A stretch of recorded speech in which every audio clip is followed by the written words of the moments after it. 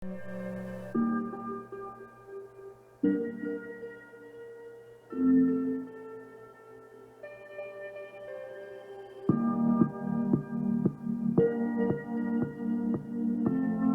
damos la bienvenida a todos. Muchísimas gracias por acompañarnos en esta entrevista. Es un gran apoyo para nosotros como el grupo de Semillero del proyecto de investigación del diagnóstico situación actual normativa de la propiedad horizontal de uso residencial. Tenemos entonces nosotros un gran sueño, que es tener una casa propia. Esto es un proyecto de vida para muchas familias. Y al hacerlo realidad, produce felicidad. Es una emoción tan grande y lo disfrutan, pero por poco tiempo. Cuando nace un edificio o conjunto en propiedad horizontal y llegan sus habitantes, se configura una nueva sociedad. Es por eso que las constructoras, al entregar las viviendas, hacen un acompañamiento a las familias durante los primeros meses. Pero al cabo de un tiempo, la felicidad de tener casa se ve interrumpida por inconvenientes con los vecinos.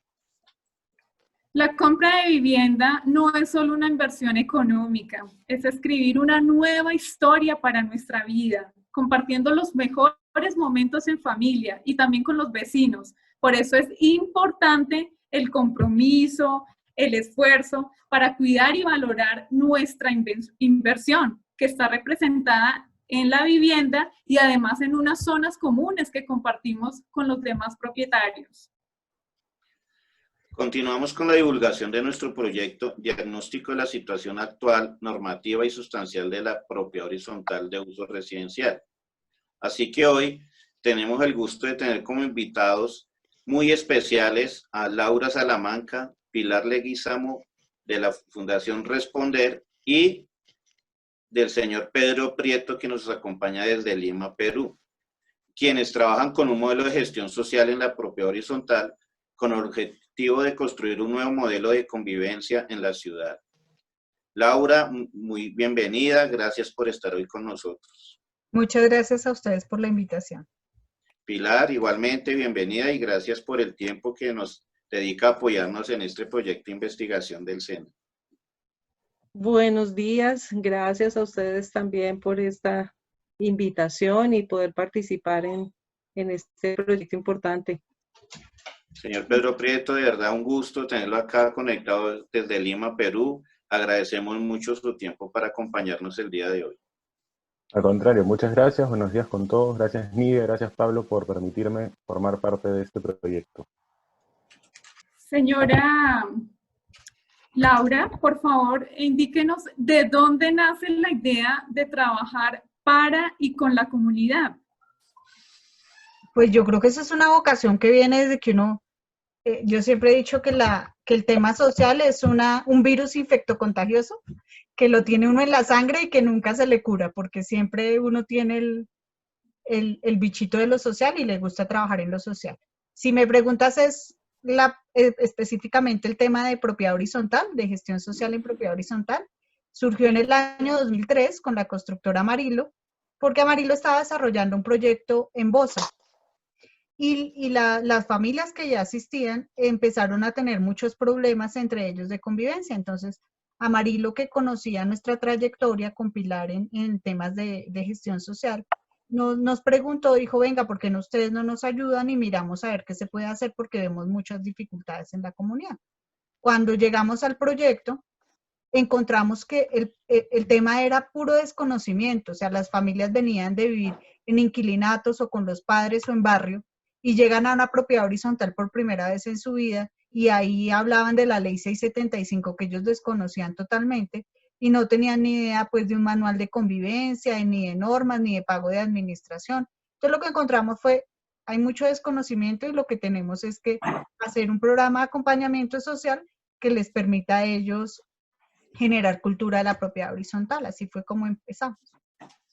Pues teniendo en cuenta también que el programa se replicó en el Perú, también queremos saber por parte del señor Pedro, ¿por qué o de dónde nace también la idea de iniciar el trabajo en la parte social?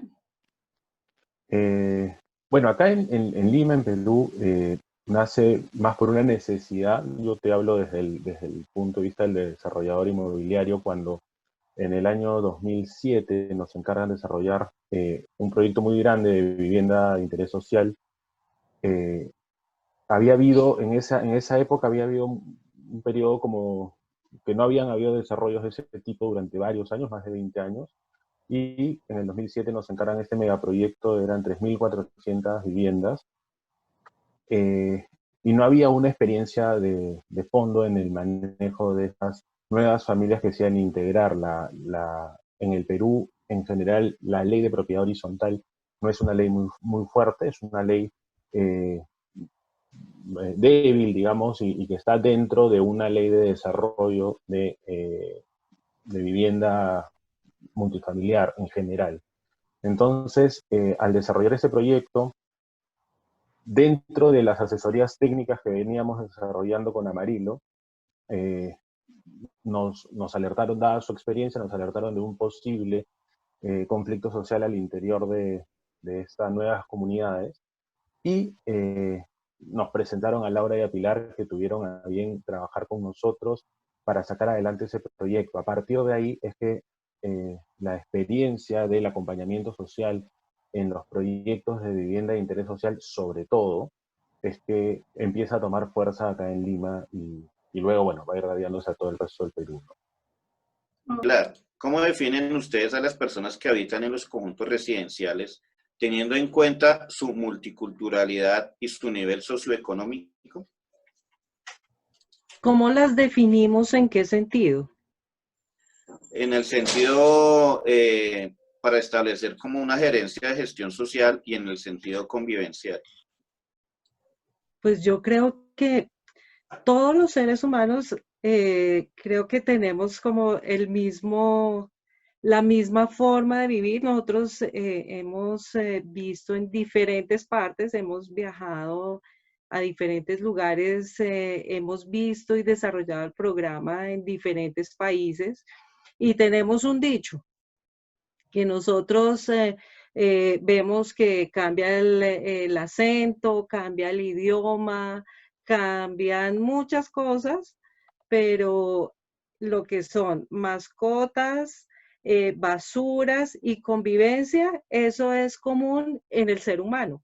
Entonces, yo creo que no lo definiríamos de una forma específica, sino que al contrario, a todos los seres humanos, si algo tenemos en común, es eso, es la convivencia. En donde estemos, a donde vayamos, con quien vivamos, la convivencia siempre, siempre va a ser como el punto de quiebre para todos los seres humanos, estemos en donde estemos. Entonces, parte del programa que nosotros hemos desarrollado, pues es enfocado a eso, a la convivencia, y sea el idioma que hablemos, el acento que tengamos y estemos donde estemos. ¿Hay alguna afectación en cuanto a la parte cultural? Pues yo creo que de todas formas cada uno tiene su cultura. Hay culturas que se les facilita más el trabajo en equipo, se les facilita más, digamos, ser parte los unos de los otros, pero en sí la convivencia como tal, creo que es algo que afecta a todos los seres humanos de una u otra forma, en mayor o menor grado, ¿no? O como el respeto al espacio, hasta donde llega mi espacio. Sí hay culturas que respetan un poco más eso, pero de todas formas siempre el punto de quiebre en la cultura donde uno esté afecta. Sí, ese es el punto de quiebre para todas las culturas. ¿Cuáles serían los problemas que más se presentan en un conjunto residencial? Pues eso es lo que te decía, las mascotas, el ruido, las basuras, estemos donde estemos, eso nos afecta. Laura, ¿ibas a complementar algo? Sí, lo que quería comentarles es que nosotros pues hemos tenido la oportunidad de trabajar en Guatemala, Panamá, Perú, Colombia, Ecuador, y lo primero que hacemos es investigar la historia de cada una de las culturas, ¿sí? Como ubicarnos históricamente, por ejemplo, en Perú toda la historia y toda la trayectoria que tuvieron los incas, hace que sea una comunidad mucho más proclive al desarrollo comunitario y a la acción mancomunada, cosa que no pasa en Colombia. Entonces, en Panamá también, uno en Panamá encuentra en un conjunto residencial 13, 15 nacionalidades diferentes, con culturas diferentes, y eso va a intervenir directamente en el desarrollo del programa. Entonces, lo que hacemos es analizar cuáles son las raíces de las culturas en las que vamos a intervenir y hacerle ajustes a la metodología para que la metodología esté de acuerdo a cada una de la caracterización que encontramos en la población. ¿Cuál es la metodología y a partir de ella el procedimiento utilizado en su modelo de gestión social en la propiedad horizontal? Lo que nosotros tenemos son varios ejes: el residente como vecino, el residente como líder y el residente como miembro de una comunidad, ¿sí? Y a cada uno de ellos tratamos de trabajar en diferentes temáticas. La Corporación Responder es nosotros encontramos que éramos los pioneros en Latinoamérica y por qué no decir en el mundo, porque hemos tenido la oportunidad de viajar en el mundo a diferentes congresos internacionales, y realmente quien inicia el tema de gestión social es Responder. Después vienen otro tipo de organizaciones, pero lo que nosotros, al enfocarnos y al especializarnos en temas de propiedad horizontal, lo que identificamos es que uno, tiene que haber un eje normativo claro y contundente. Entonces, quien hace gestión social tiene que conocer muy bien la normatividad de la propiedad horizontal, porque de lo contrario puede llevar uno a la comunidad a cometer errores. Caso específico, decirle uno a la gente que no tiene ingresos: tranquilos, monten una tienda en su apartamento, cuando sabemos que nuestra normatividad dice que no se puede hacer ese cambio de usos. Entonces, tenemos que conocer muy bien cuál es la normatividad, contársela a la gente, porque en los conjuntos residenciales siempre manipula el que dice que es experto en ley 675, porque en Colombia, por ejemplo, en todas las reuniones siempre salen los expertos en la ley. Entonces, aquí lo que tenemos que hacer es que sean todos los copropietarios expertos en la ley, o que conozcan por lo menos derechos, deberes, obligaciones y prohibiciones, para que no se dejen meter los dedos a la boca, hagan usos de sus derechos, pero también cumplan sus deberes. Entonces está todo el tema normativo, todo el tema de convivencia, que es fundamental para nosotros, que la gente entienda principios básicos de convivencia, organicen sus normas de convivencia de forma participativa, no que el administrador vino y les trajo un manual, sino que ellos construyan sus normas, y todo el eje de administración y liderazgo, que tiene que ver con que el conjunto, a través de la gerencia social, establezca un plan de trabajo, un plan estratégico que les permita establecer a corto, mediano y largo plazo para dónde va el conjunto y cuál es su misión y su visión, ¿no? Que se maneje como una empresa social. En el libro Sé el vecino que quieres tener, ustedes mencionan que la base o punto de partida para los estudios de la metodología se basó en la socialización principalmente, también en la gerencia social y en la investigación, acción participativa. Señora Pilar, cuéntenos, ¿en qué consiste la socialización? ¿Por qué se basaron principalmente en esto? Pues porque básicamente tiene que haber una comunicación al interior de los residentes, ¿no? Estamos hablando específicamente en propiedad horizontal.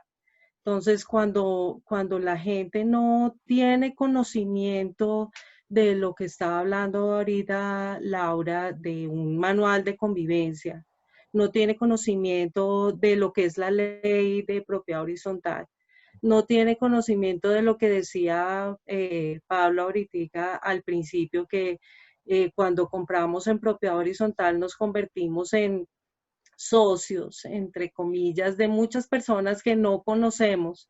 Entonces, la comunicación y la socialización de todas las normas de la ley de propiedad horizontal, de cómo está conformado socialmente un conjunto, cuál es la organización social. Si no damos a conocer todo eso y si nosotros no lo conocemos, pues todo pierde sentido. Entonces, la socialización pues tiene que ser como la base, ¿no? el conocimiento. Bueno, también dice entonces que incluyeron la gerencia social. Laura, ¿en qué consiste esto? La gerencia social dentro de todo el programa es la columna vertebral de tipo epistemológico, o sea, de ahí sale todo. La gerencia social viene como nueva política social, o sea, es una nueva metodología de intervención social donde se reconoce que el capital social ha sido siempre excluido de las políticas convencionales económicas. Y aquí se va a plantear que la gerencia social, que el capital social es lo más valioso dentro de una sociedad.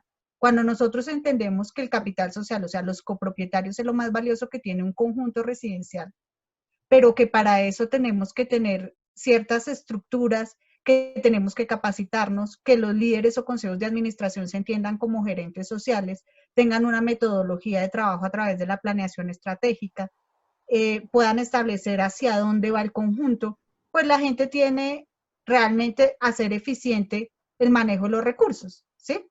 Entonces, lo que hacemos nosotros es formar a estos consejos y al administrador como gerentes sociales, que entiendan que un conjunto es una empresa social y que tiene que dar utilidad y no pérdida, ¿sí?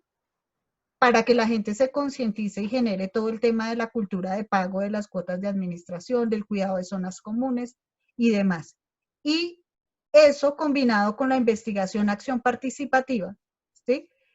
Lo que hacemos es investigar, hacer una recuperación crítica de la historia, que es lo que nos va a traer la metodología que uno de los padres de la IAP en Colombia fue Orlando Fassborda.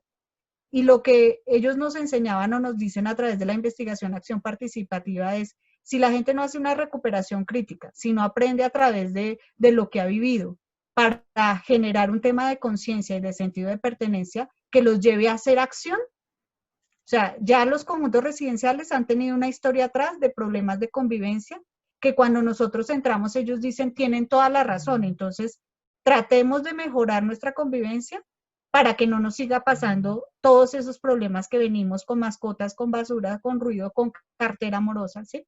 Y cuando generan conciencia, inmediatamente actúan. Entonces, lo que hacemos es llevarlos a que generen a través de la acción actividades que promuevan el desarrollo social y la gestión social entre vecinos.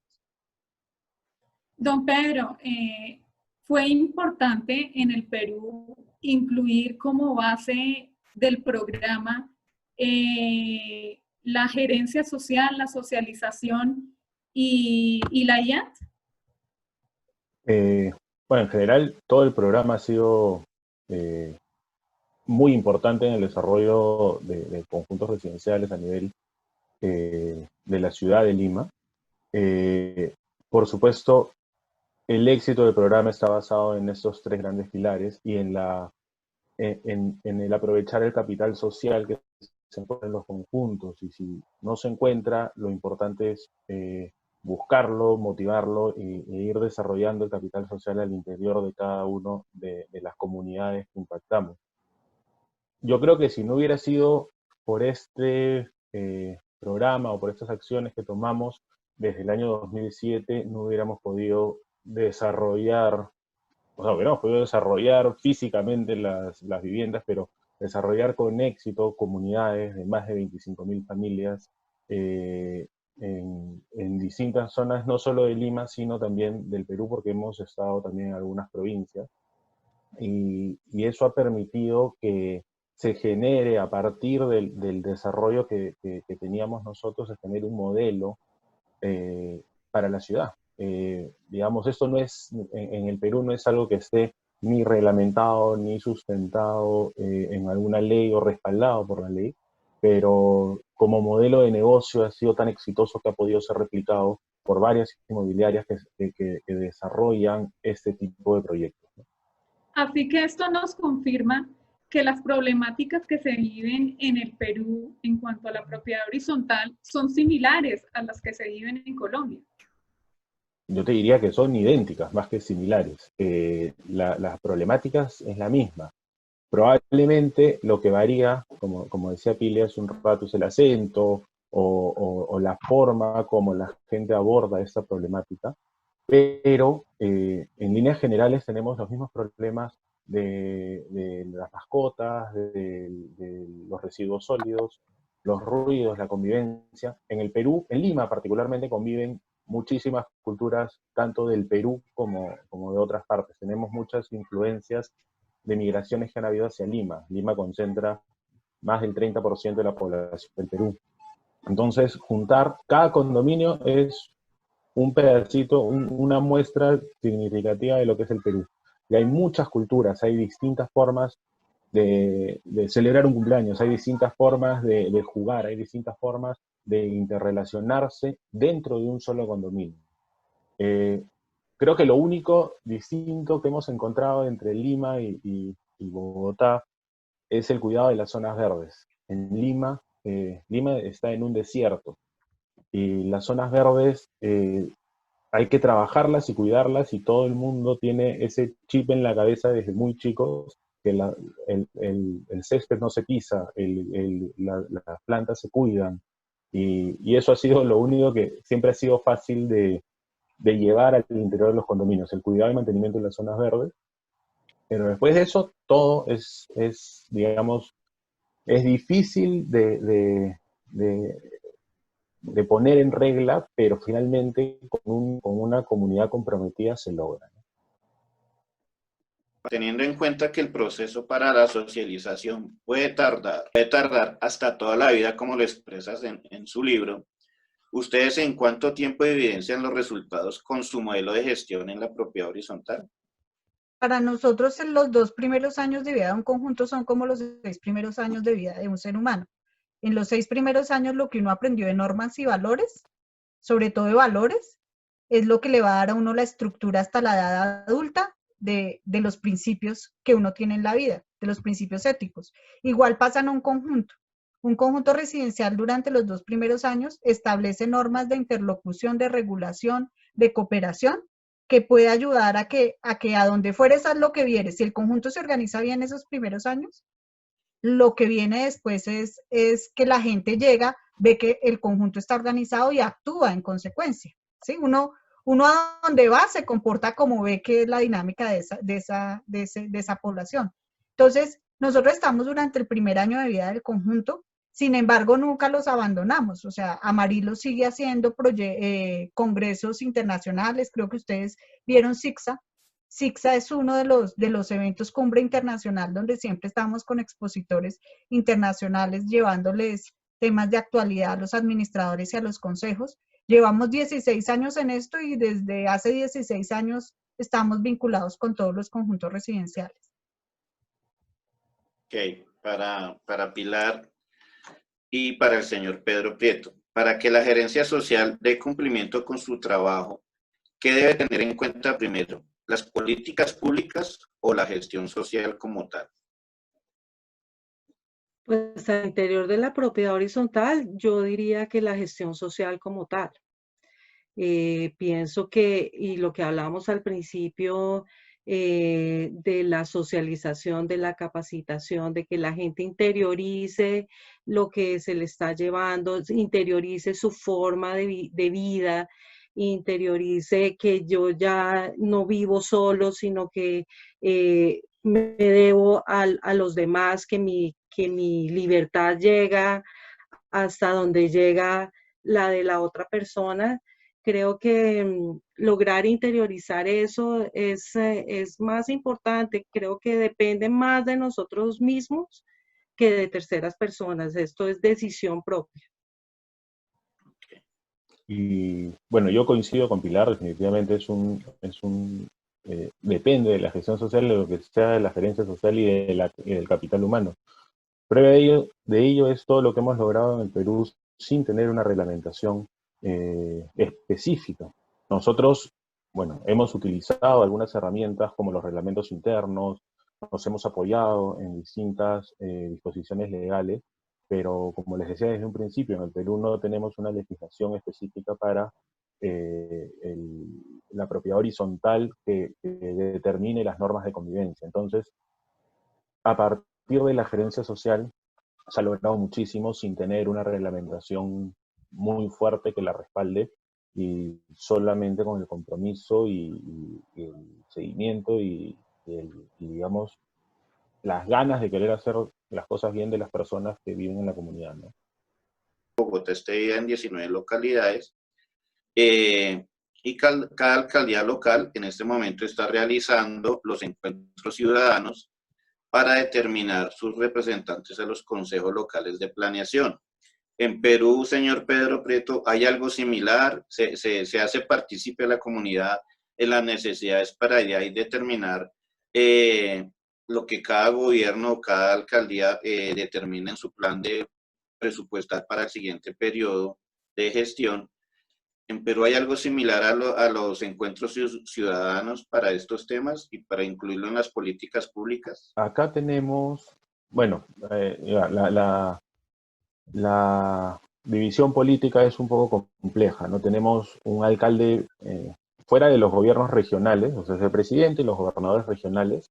En Lima en particular no tenemos un gobernador regional, es un alcalde, y este alcalde es el alcalde de Lima Metropolitana, y aparte hay otros 43 alcaldes distritales, pero que no dependen de ese alcalde. Es una legislación medio extraña y que definitivamente está en proceso de cambiarse para que haya una mayor unidad como ciudad metropolitana, que no sucede en este momento. En lo que usted menciona, creo que lo puedo comparar con los presupuestos participativos que hacemos a nivel distrital. Hay dos instancias. Una es el cabildo abierto y otra es el presupuesto participativo. En los cabildos abiertos, las juntas vecinales tienen la oportunidad de acercarse a las municipalidades y plantear problemáticas, sugerir cambios, sugerir inclusive la implementación de algunas ordenanzas.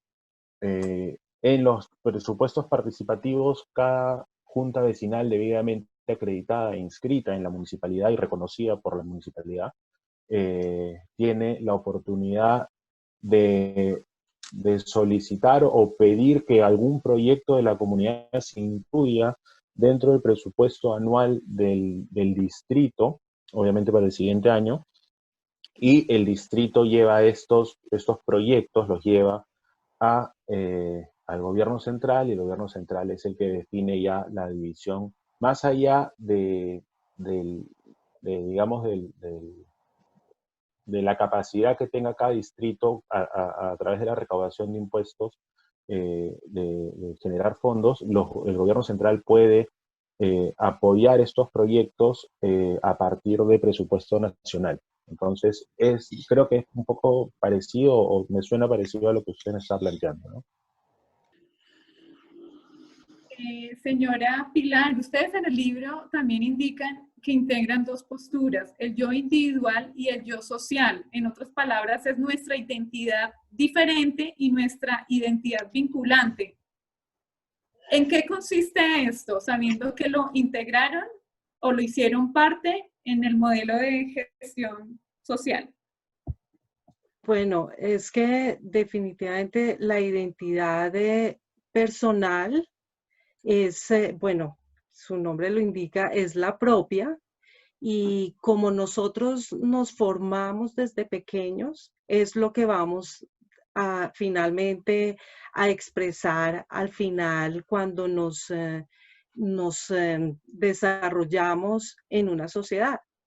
Entonces, ¿qué pasa? Que finalmente cuando yo me relaciono con alguien, llega a ser vinculante, ¿no? Entonces, yo soy individual, pero finalmente, como yo soy, tengo que vincularme con una sociedad. Entonces, nos basamos en esos dos principios para, de todas maneras, llegar al final de una sociedad donde cada uno se desempeña como es, como ha crecido, así como yo he aprendido cosas desde pequeño, cómo mi familia ha influido en mi vida, cómo yo me he identificado con mi propia sociedad. Finalmente, como yo me desarrollo al final de los años y al desempeñarme en una sociedad, pues me vinculo con quienes me rodean.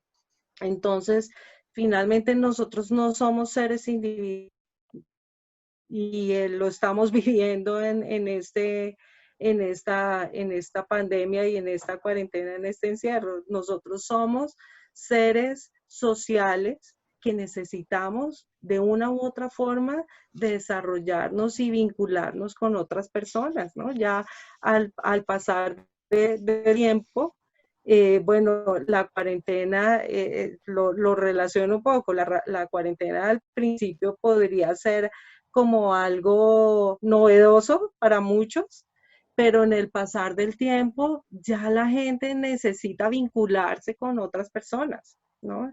Y eso es lo que nos pasa finalmente, entonces nosotros lo llevamos ya a la propiedad horizontal, cuando ya lo vivimos en la propiedad horizontal, pues es lo que definitivamente pues nos desarrollamos como somos, nos vinculamos con otros, ¿no? Sí. En Perú, señor Pedro, hay un enfoque de sostenibilidad estratégica y en esta parte incluyen la parte socioambiental y en esta pandemia, ¿qué modelos de innovación generaron para continuar con la gestión social en los proyectos que se venían trabajando? Bueno, a ver, lo primero en el Perú, sí hay un enfoque de sostenibilidad importante, una tendencia a la sostenibilidad, principalmente desde el sector privado.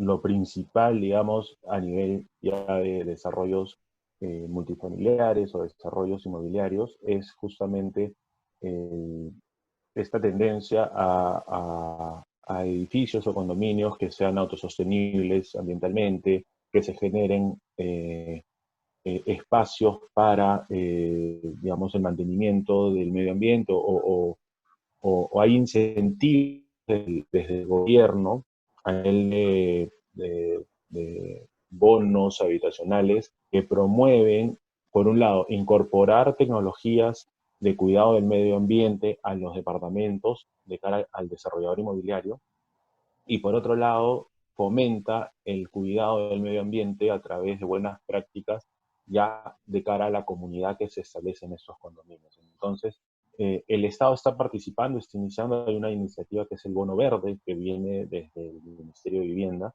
que ha ayudado tanto, como les decía, a las inmobiliarias como a las comunidades. Eso ha tenido una muy buena recepción en ambas partes y se está trabajando desde ya hace 2 años, desde el 2018, ¿no? Fines del 2017, 2018 se está trabajando estas tendencias.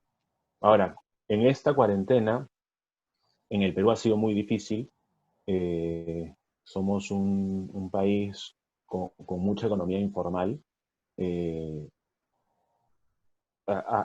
Por lo tanto, ha sido muy difícil contener a las personas. Si bien se han tomado las medidas muy estrictas y se han tomado muchas medidas de incentivos económicos, digamos, para la población en general, sobre todo para los más necesitados, pero con lo largo de la cuarentena, nosotros ya tenemos desde el 15 de marzo y nos vamos hasta el 30 de junio con la cuarentena, con este periodo tan largo, con tantas restricciones, ha sido muy difícil contenerlo.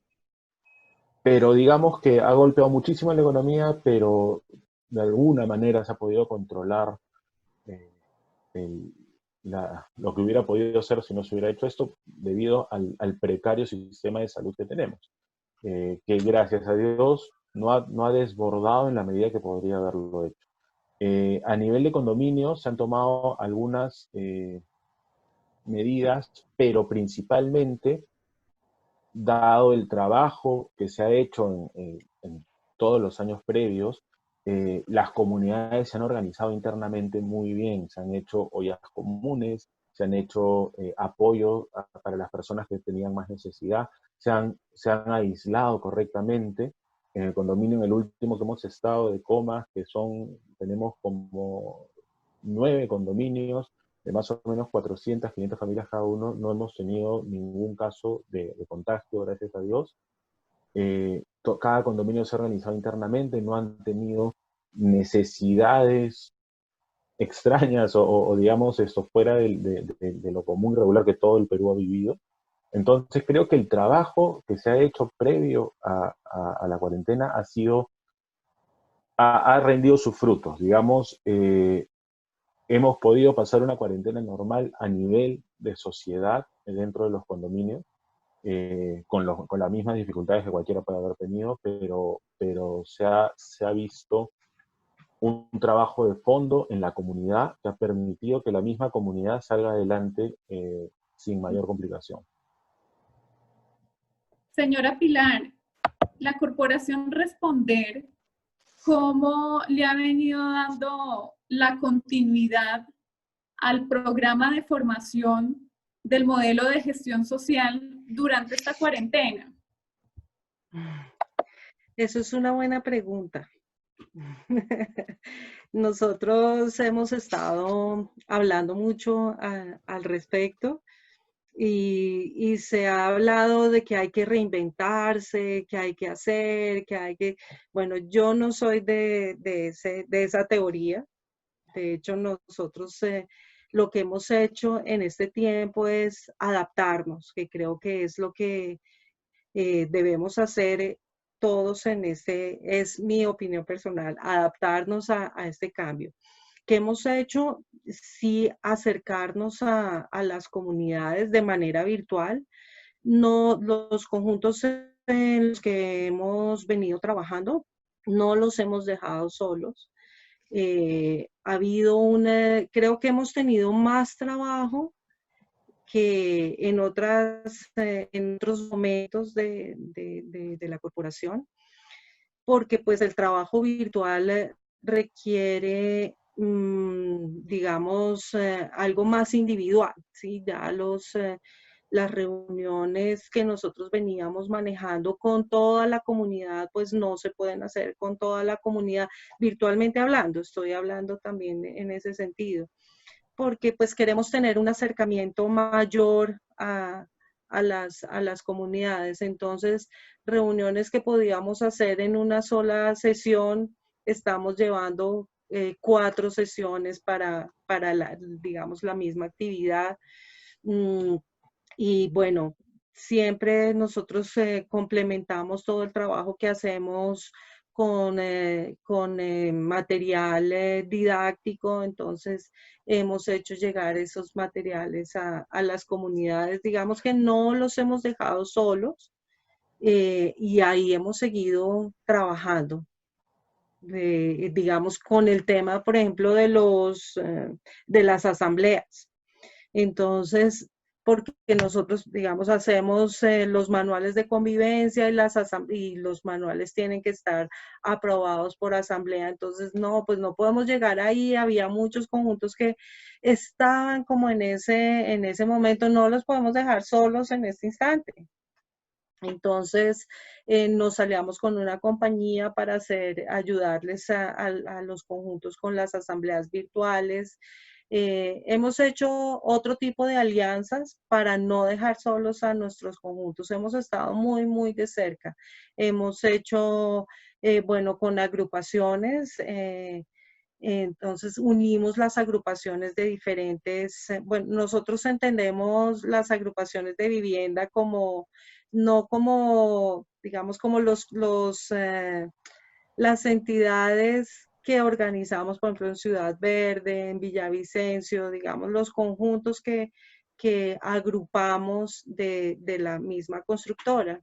Entonces nos hemos aliado también con los gerentes de las corporaciones, agrupaciones, para hacer cursos de ¿cómo se llama? de gimnasia, aeróbicos, cocina.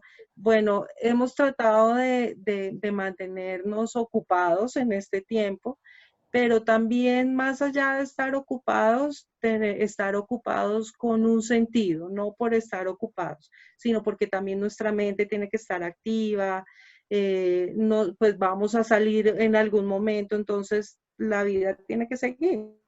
Entonces, sí hemos tratado de adaptarnos a este tiempo y estar cerca de nuestras comunidades. Okay. Eso es lo que hemos hecho. Porque vemos en el esquema del programa de formación que ustedes utilizan talleres en los cuales dan capacitaciones y unas dinámicas. Entonces nuestra pregunta era, bueno, en este tiempo virtualmente sí se ha podido continuar con esas capacitaciones y pues las Sí. dinámicas las veo como a través de los cursos que me acaba de mencionar de gimnasia, de ejercicios y los de cocina. Sí, sí, pero digamos, eso que hablo es como el tema de la ocupación, pero ya el tema del PAS como tal, que es el programa de acompañamiento social, hemos hecho el PAS virtual, así se llama. Entonces, las dinámicas que nosotros hacemos dentro de los talleres van enfocadas es más bien al aprendizaje al aprendizaje de los temas que nosotros hemos estado tratando, ¿sí? Pues si ves lo que se habla en el libro, pues hay unas temáticas particulares, entonces las actividades que se desarrollan sí se están desarrollando de una forma diferente, adaptadas al tema virtual, pero están enfocadas a las temáticas que estamos hablando. Más allá de ocupar el tiempo, que es lo otro que te estaba hablando, el PAS virtual consiste sí es en llevar el programa que hemos venido haciendo, las dinámicas con las temáticas para el aprendizaje de los temas que estamos tratando. Sí. No ha sido fácil, en realidad esto no lo teníamos aprendido y ha sido también como muchas cosas de las que hemos hecho con el ensayo y error, pero estamos llegando ya a un punto de aprendizaje con las personas, sí, y de empoderamiento, pues, de todo el tema. Incluso, mira, ha habido gente que nos ha escrito y nos ha llamado cuando hemos hecho las actividades, que entonces ya no los llamamos talleres, sino hacemos sesiones de trabajo y esto. Entonces hay gente que nos llama, oiga, ¿cuándo van a hacerlo de nuevo? Otra vez nos conectamos, repitamos esto. Sí, ha sido mucho, mucho de estar cerca de la gente. Para el señor Pedro Prieto, aquí en Colombia, pues ha sido como una mala praxis hablar de manual de convivencia porque no tiene peso jurídico, ¿sí? Las comunidades a veces, como lo explicaba Pilar, se reúnen y forman su manual de convivencia, pero si no se eleva a escritura pública y se incluye dentro del reglamento de propiedad horizontal de la copropiedad, pues no va a tener peso jurídico de cobrar una sanción o de determinar un protocolo para un debido proceso en caso de una falta. En Perú existe manual de convivencia, existe reglamento de propiedad horizontal, o cómo se maneja esta parte. En el Perú existe la problemática es creo que exactamente la misma. Existe y está reglamentado el reglamento interno, digamos, está dentro de la ley, inclusive la ley tiene un modelo de reglamento interno que muchas personas confunden ese modelo, porque dicen modelo de reglamento interno, y hay un reglamento interno genérico de cualquier edificio, y la gente cree que lo que dice en ese modelo es parte de la ley, ¿no? Entonces, a veces se generan malos entendidos con eso. Entonces, el reglamento interno, como te digo, sí está normado, se tiene que inscribir en los registros públicos de la copropiedad. Y nosotros, con la ayuda de Laura y Pilar, desarrollamos este documento que es el Manual de Convivencia, que ya muchos edificios lo han adoptado como un estatuto. Entonces, aparte del reglamento interno que tiene temas legales, temas digamos, en general, de conformación de asambleas, de elecciones, los usos de la propiedad, los porcentajes de participación, todas estas cosas que son legales y que son, digamos, lo duro de la propiedad horizontal, se van suavizando o actualizando en un manual de convivencia, que tampoco tiene vinculación, es más un acuerdo y un estatuto de todos los propietarios. Nosotros tratamos que para que el manual de convivencia esté aprobado y en vigencia, tenga el conocimiento de todas las personas y se tiene que si bien no lo aprueban o no están de acuerdo con algo, han sido informados y por mayoría se ha aprobado que este es el manual. Entonces, el sustento no es legal definitivamente, pero sí es un sustento, digamos, de compromiso de sociedad. Entonces, al desarrollar cada comunidad, desarrollar su manual de convivencia, sienten que son parte de ese manual. Entonces, el reglamento interno por ley te lo entrega el desarrollador inmobiliario. Y es genérico, está establecido, la ley dice qué debe decir y así te lo entregan. El manual de convivencia, gracias a la metodología del programa que nosotros, Argentina, lo desarrollamos en la INEA, gracias a la metodología de trabajo, hace que cada comunidad desarrolle sus normas de convivencia y por lo tanto sientan que son parte de ellas y que nadie se las ha impuesto. Y eso hace que la gente respete su manual de convivencia.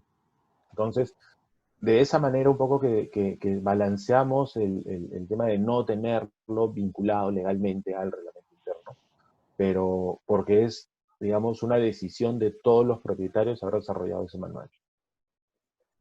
Ok, y para Pilar, pues la misma pregunta. O sea, si aquí en Colombia el manual de convivencia no tiene peso jurídico, si no está incluido en el reglamento de propiedad horizontal, ¿qué beneficio tendría que los propietarios construyan sus propias reglas de convivencia? Y teniendo tantos años la propiedad horizontal en Colombia, ¿por qué las constructoras, partiendo de todos estos manuales que encontramos en las copropiedades, no tratan de hacer un reglamento de propiedad horizontal más acorde, donde por lo menos las sanciones básicas se puedan incluir de una vez? Porque pues sabemos que incluir un manual de convivencia en una escritura pues es algo costoso para las comunidades. Entonces, ¿por qué las constructoras no han tratado de mejorar estos reglamentos de propiedad horizontal? Porque uno siente que a veces es un copy y pegue en cada copropiedad y simplemente cambia el nombre.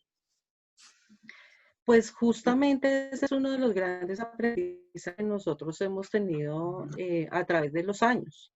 Ya yo creo que nosotros y la constructora, lo que es específicamente con quienes nosotros trabajamos, puedo estar equivocada, pero pienso que hace más de 2 años, o 2 o 3 años, eso que usted está diciendo ya está implementado dentro del reglamento de propiedad horizontal.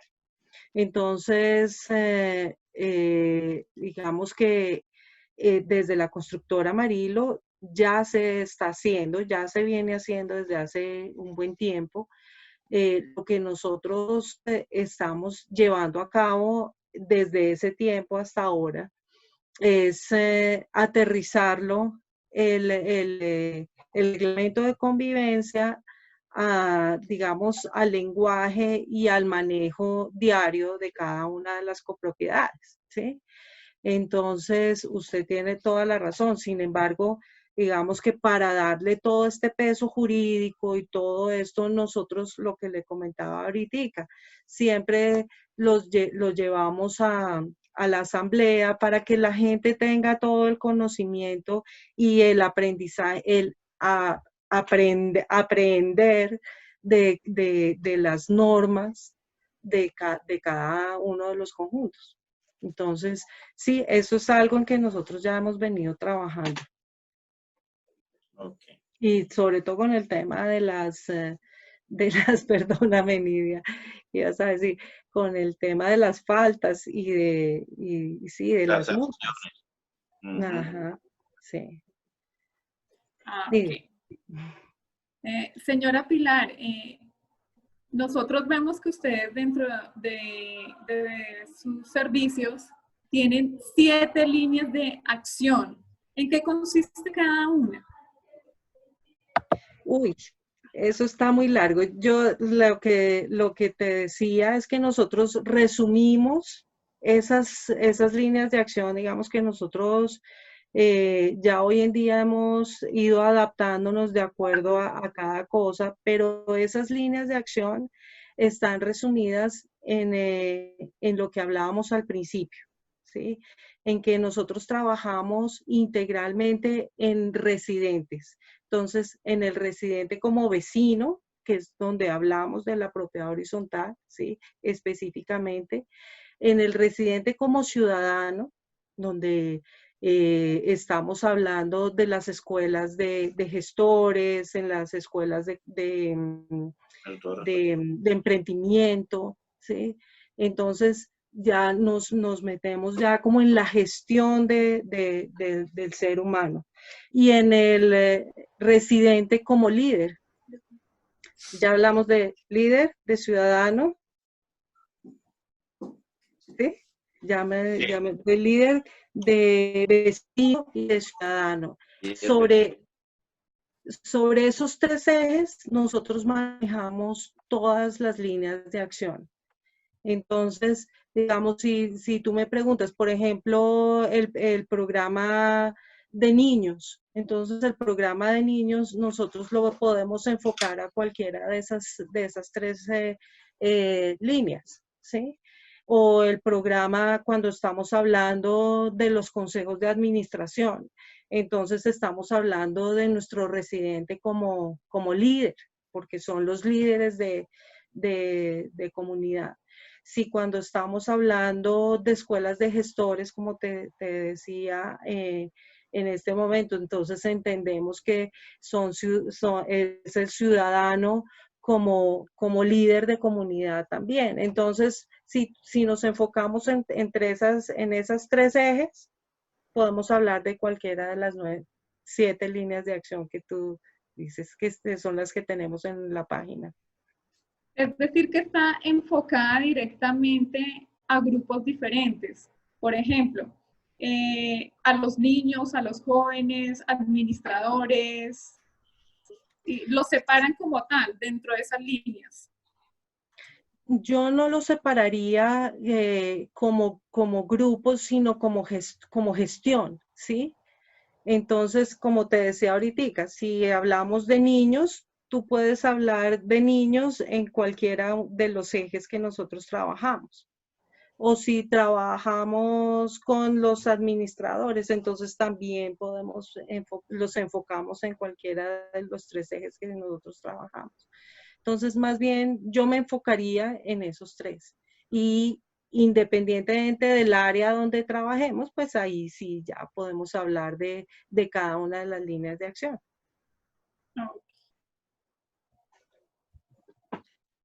Señor Pedro, aquí en Colombia se manejan los estratos socioeconómicos de acuerdo al nivel de ingresos de la población. Se dividen en estratos 1, 2, 3. Digamos, del 3 al 4 se considera como la clase media entre baja y alta, y ya vienen los 5 o 6, pues que son estratos ya de personas económicamente hablando muy estables y pudientes, ¿sí? Y los 1 o 2, pues son los estratos de la población media baja, llamémoslo así, y obviamente de 1 hacia abajo, pues ya es pobreza extrema. ¿En Perú se maneja algo similar? Acá en el Perú, el tema de los estratos socioeconómicos, digamos que no está bien definido claramente. Tenemos apartes por letras, ¿no? Tenemos A, B, C, D y E. El A es cualquier persona que gana, o cualquier grupo familiar que tiene ingresos mayores a, en el caso de ustedes, debe ser 3,5 millones de pesos, 3.500 soles, ¿es así? Sí. ¿Sí? Cualquier grupo familiar que esté por encima de eso está en el A. El BC está cerquita, y de ahí viene el D y el E son los sectores más deprimidos, y está, por un lado se define por ingresos, y por el C y el D por el tipo de vivienda o el tipo de trabajo, el tipo de empleo que tienen. No hay una coherencia entre la forma de dividir estos estratos. A veces inclusive se hace como por distritos, ¿no? Son distritos con niveles principalmente del E, del C. Entonces no está muy clara la división como la tienen ustedes, pero digamos, a nivel de ingresos es un poco eso, ¿no? O sea, no está muy definido, porque por encima de los 3.500 soles es muy amplio para poder decir que es un nivel A. Entonces, dentro del A tenemos el A más, el A menos, o sea, muchas subdivisiones, entonces no queda muy claro. Inclusive esto casi no nos sirve, como en el caso de ustedes, por ejemplo, la estratificación que hacen, me parece que va relacionada al nivel de pago de servicios o de algunos tributos, impuestos que puedan pagar de acuerdo al nivel o estrato en el que están definidos. Acá no. Acá simplemente es una segmentación socioeconómica y como les digo, más bien a veces algunos distritos tienen ciertas diferencias en algunas tarifas, por ejemplo, del agua y qué sé yo, pero por el nivel de servicio que tienen de ese servicio, sobre la redundancia. ¿Qué herramientas entonces se están trabajando en este momento a nivel tecnológico para entonces continuar con el programa de formación, señora Pilar? Pues estamos trabajando en diferentes plataformas. Nosotros trabajamos por Meet o trabajamos por Zoom, dependiendo de eso. Como te estaba diciendo hace un momento, diseñamos el PAS virtual, ¿no? Entonces, el PAS virtual es mucho más, digamos, visualmente mucho más atractivo. Entonces, hicimos un diseño especial digamos, para ir transmitiendo la información que nosotros estamos llevando. Entonces, la parte gráfica, pues cobra un valor más importante ahora. Es como un Señora. el PAD virtual es como un software, un programa de No, usted. es el programa que nosotros veníamos trayendo normal, como el que ustedes conocen, pero entonces lo adaptamos para que fuera más, digamos, más atractivo visualmente para las personas, entonces, y virtualmente. Entonces, lo hicimos más gráfico, para poder, la persona, el facilitador que va llevando las reuniones, pues tenga mejores herramientas para trabajar, ¿sí? Y para transmitir la información.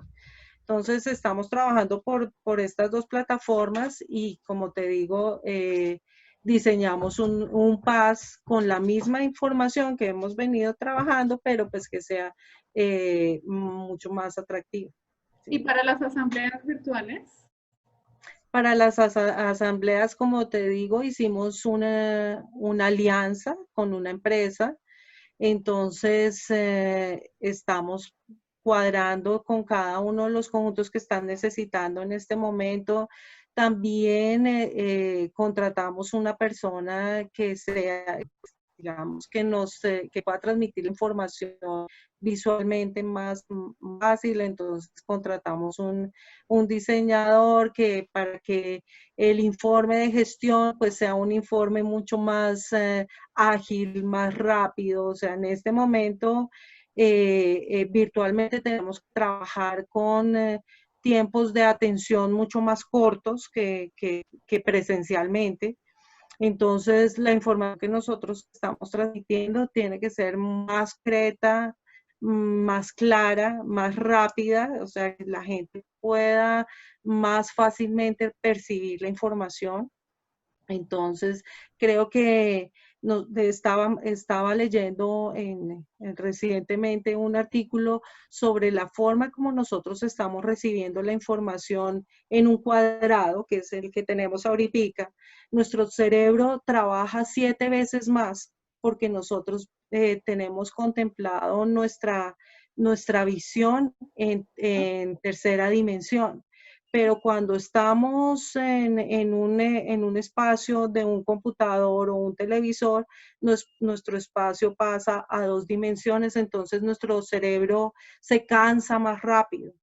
Entonces, sobre eso, pues estamos trabajando también, que sea mucho más rápida y ágil la información. ¿Sí? Ya no podemos llevar reuniones de asambleas de 7 horas, no. Nunca, ¿no? Ni antes y ahora menos. pero entonces las asambleas tienen que ser mucho más dinámicas. Entonces, de eso depende cómo nosotros estemos transmitiendo la información, que sea más rápida, más ágil. Y el sistema de votación también pues se va llevando visualmente con las personas.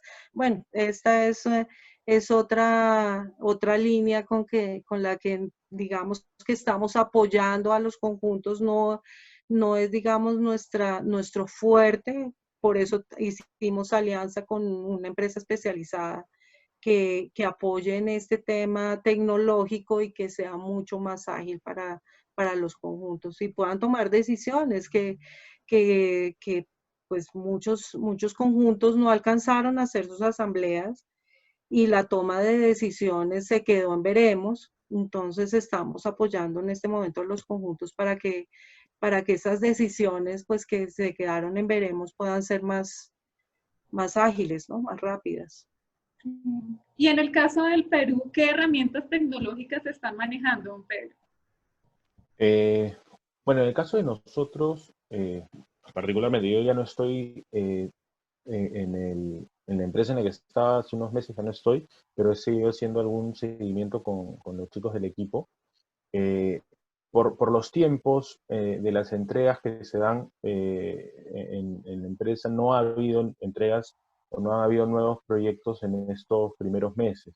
Entonces, ha calzado un poco con la cuarentena para que el equipo se pueda acomodar y ya se está preparando el equipo con las mismas herramientas a través del Zoom y a través de distintos canales de comunicación, tanto comerciales como de atención al cliente, a través de correos, chats, chatbots, a lo que se les ha dado apertura a todos los clientes para que a partir del mes de julio, que se retoman las entregas y se retoman la apertura de nuevos condominios, puedan tener a disposición distintas herramientas tecnológicas que permitan la comunicación. Los talleres y las reuniones se van a hacer de manera virtual a través del Zoom, y se van a trabajar, digamos, por grupos más pequeños, y de alguna manera va a estar integrado con la administración, que es lo que a partir del mes de julio mi empresa se va a encargar de llevar toda la parte de administración y va a ser el apoyo del programa de acompañamiento dentro de los condominios. Ok. Bueno, esta última pregunta ya va para Pilar y para Pedro. De acuerdo a las enseñanzas y a las falencias encontradas en las propiedades horizontales, vemos que muchas no tenían aún implementado el sistema de gestión y seguridad de salud en el trabajo, mucho menos los protocolos de bioseguridad y estas falencias encontradas en esta cuarentena. ¿De qué manera los órganos de administración de cada copropiedad deben enfocar los programas de la gestión social a futuro? Ese es un trabajo que, bueno, por nuestra parte ya hemos venido desarrollando desde antes. Hay una persona especializada en el equipo que capacitamos para este tema. Entonces, ese es uno de los aspectos en que se ha cambiado, digamos, el apoyo. No creo que el programa, porque pues esto no es parte del programa en sí, pero sí ha sido parte del apoyo que se le está brindando a los conjuntos residenciales. Pues porque la norma veníamos trabajando en la norma, digamos, a nivel de la empresa, veníamos trabajando en eso. Entonces, eso mismo lo íbamos transmitiendo a los conjuntos residenciales. Entonces, digamos, la persona que capacitamos dentro del equipo es la encargada de estar apoyando a los conjuntos residenciales en esta área. Pero curiosamente, sí hay muchos conjuntos, nosotros pensamos que no, pero sí hay muchos conjuntos que ya están trabajando en esto. Creo que esta crisis ha hecho despertar a los conjuntos residenciales y a los órganos de administración, en que es un tema en el que pues yo no sé si no por obligación, sino por necesidad que debemos estar trabajando. Entonces, Digamos que desde nosotros como corporación hemos venido apoyando a los conjuntos en esa área.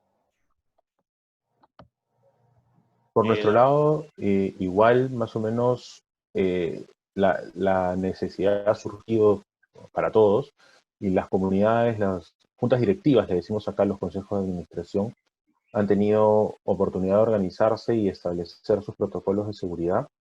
Nosotros a nivel de administración hemos trabajado muchísimo con esos protocolos para poder llevarlos a una realidad manejable de la propiedad horizontal y también que se cumplan, ¿no? Que sean efectivos. Hemos visto edificios donde, por ejemplo, prohibían las visitas a los departamentos o prohibían el ingreso a un propietario si tenía fiebre o sea, no puedes prohibir el ingreso a un propietario por más que tenga fiebre porque tiene que entrar a su vivienda a hacer su cuarentena, por último. Entonces, hemos tenido que ajustar algunos temas a la realidad y a la legalidad. Yo tengo, por ejemplo, en administración un edificio que más del 50% de los departamentos se alquilaban, porque ya no, por alquileres temporales para turistas. Entonces, eso obviamente ya no hubo mayor movimiento, pero hubieron varios turistas que se quedaron haciendo cuarentena en los edificios porque ya no podían, se cerraron las fronteras y no podían salir del país. Entonces, hemos tenido que establecer protocolos para estas personas que definitivamente no estaban preparadas para pasar tantos días y además por las repatriaciones que tuvieron que entrar y salir más de una vez del edificio. Entonces han tenido que tomar ciertas medidas para manejar estas situaciones, pero en líneas generales se ha manejado correctamente, como decía Pili, a través de la comunidad y a través de las juntas de propietarios, porque todos han visto la necesidad de llegar a un mismo objetivo, que es el de protegerse finalmente. Agradecida con ustedes por aceptar esta invitación nuevamente. Es un gran apoyo para nosotros, ya que la información de ustedes es de vital importancia para el desarrollo de nuestro proyecto. Así que muchísimas gracias. Si tenemos más dudas o preguntas, pues nos estaremos comunicando, pero ya el tema de gestión social vemos que es una prioridad para propiedad horizontal. Es un tema en el cual el administrador debe estar trabajando casi en un 100% porque pues en eso se basa, digamos, su programa también de administración. Como vemos, también hace parte como una de sus funciones porque debe ser un gerente social. Sí. Exacto. Exacto. Y pues con base en las respuestas que ustedes gentilmente nos han brindado el día de hoy, pues vemos que realmente los seres humanos no podemos enfrentar la construcción y reformas de la sociedad cuando se cuenta con herramientas apropiadas, ¿cierto? O sea, sí podemos enfrentar y como superar, por ejemplo tácito de esta pandemia que nadie se esperaba, ni los países llamados desarrollados, pues tuvieron sus falencias, sus puntos de innovación y de partida para mejorar a futuro, ¿sí? Entonces, como humanos solo podemos enfrentar la construcción y reformas de la sociedad después, post pandemia, cuando se cuenta con herramientas y herramientas adecuadas a nuestra vida cotidiana, lo que es vivir en propiedad horizontal, ¿cierto? Y son herramientas, caso de ejemplo, Corporación Responder nos facilita con los programas de gestión social que están llevando en las copropiedades, ¿cierto? Entonces, como decía Nidia, el administrador, aparte de ser muchas cosas que nadie ha querido entender, eso, la función real de un administrador tan importante que es dentro de una comunidad, que se le ha llamado gerente de comunidades por lo mismo, es eso, él debe ser un gestor social porque a través de su liderazgo, de su ejemplo, ¿cierto? Porque yo no puedo ser líder si no doy ejemplo, pues así mismo llevará a la comunidad a que esto sea una acción social, ya no gestión social, sino se pase a la acción social, o sea, a aplicar lo aprendido para que la copropiedad evolucione no solo a nivel convivencial, sino a nivel pues también económico y a nivel de conservación de sus zonas comunes, porque todo esto para mí está muy ligado, muy entrelazado, ¿cierto? Entonces, de verdad, qué importante que la gestión social, por eso nuestro proyecto lo estamos enfocando hacia allí, porque aparte, como lo decía Laura, lo importante es dar a conocer también la normatividad a cada copropiedad, porque ¿cuál ha sido el error y la falencia en muchos administradores, muchos consejeros y muchos comuneros? No se conoce, en el caso de Colombia no se conoce la ley 675. Cada uno la aplica a su acomodo, a sus necesidades, y por eso se ve tanto nivel, me atrevería a decir, de corrupción en la propiedad horizontal, ¿cierto? Porque llegan personas que sí conocen y desafortunadamente se aprovechan de las personas que tienen este desconocimiento. De verdad, entonces, Pilar, a Laura, a Pedro Prieto, muchas gracias por estas enseñanzas. Sé que esto va a llegar a muchas personas, a muchos administradores, a muchos consejeros y propietarios, y que tengamos un cambio de chip, ¿cierto? Ya es el momento, como estamos promoviendo nosotros, numeral unidos somos más, ¿cierto? Porque si no nos unimos, pues decía mi abuelita, una sola golondrina no hace llover. Podemos tener buenas intenciones, pero un conjunto no se administra de buenas intenciones, se administra es con recursos, y entre eso está la parte de una buena gestión social. Entonces, muchas gracias, muchas bendiciones, y como dijo Nidia, espero que sigamos en contacto y que los podamos invitar al conversatorio que tenemos los sábados para abordar no solo la parte de gestión social, sino otros temas. Pues también a ustedes agradecerles que generen estos espacios porque pues lo necesitamos, en realidad todos lo necesitamos. Necesitamos también despertarnos en muchas áreas de la vida, en temas de convivencia, en temas de propiedad horizontal. Entonces, pues es muy importante que se generen estos espacios y bueno, ya quedamos muy en contacto, saben que nos tienen a la orden para lo que necesiten. Yo también quiero agradecerles por la invitación para participar. Y siempre es interesante y enriquecedor hablar de estos temas, sobre todo de cara a la mejora de nuestra sociedad, que es lo que en el fondo todos buscamos.